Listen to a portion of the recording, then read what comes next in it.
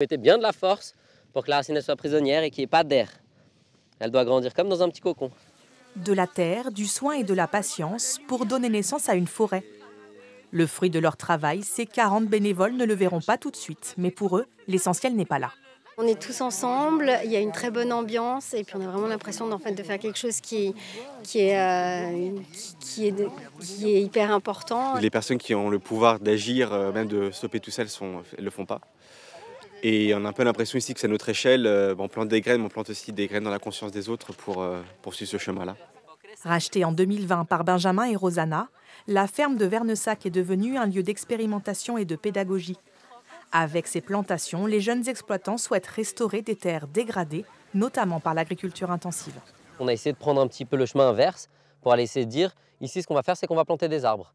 Donc on va planter des arbres et développer des systèmes agroécologiques, des systèmes agroforestiers autour de cette nature où on va rappeler la biodiversité qui, vous voyez ici, a quasiment disparu. On voit presque plus rien. Donc l'idée, c'est d'aller remettre des arbres pour aller remettre la nourriture de tous ces animaux, de tous ces insectes qui font vivre cet écosystème dont nous tous, êtres humains, on dépend.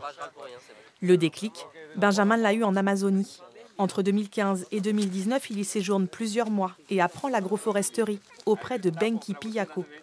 Ce chef spirituel de la tribu Achaninka voyage à travers l'Europe pour alerter sur l'urgence climatique. Nous demandons leur attention aux gouvernements, aux institutions, aux responsables des entreprises et des industries qui voient bien dans quelle situation nous sommes aujourd'hui.